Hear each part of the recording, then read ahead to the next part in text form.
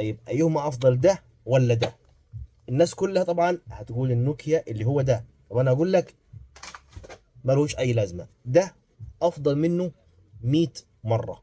شايف التليفون ده نوكيا الاصلي، يقال ان هو اصلي ضمان جي اي تي ب 1250، وده ايتل 2160.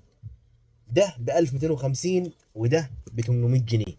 طيب ايهما افضل، ده ولا ده؟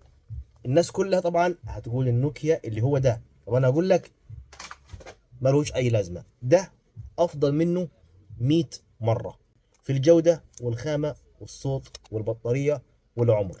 ده ب 800 جنيه، عندك اتنين شريحه، وعندك راديو اف ام، وعندك كارت ميموري، وعندك كاميرا، وكواليتي عالي وجوده وخامه، وليه عمر وتاريخ في السوق واثبت وجوده. بص معايا هقول لك ايه الفرق الاساسي بين ده وبين اللي انا رميته. يقال ان هو نوكيا الاصلي ضمان جي اي تي، مكتوب عليه اتش ام دي. التليفون ده لما بتبوظ بطاريته من الصعب جدا انك تلاقي له بطاريه بديل تشتغل عليه.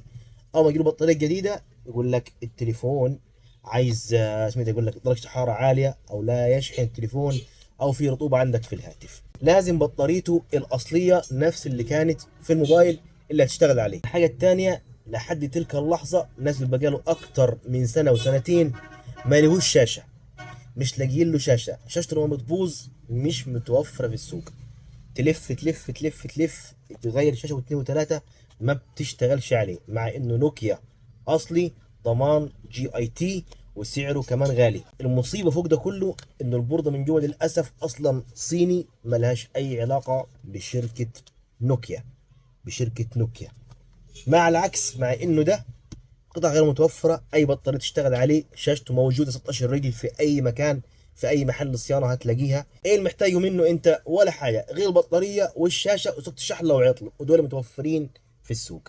بس ده الفرق بين ده وبين ده. فانت حاليا ليك حريه الاختيار والقرار، تختار ده ولا تختار ده. تحياتي ليك، بحبك في الله.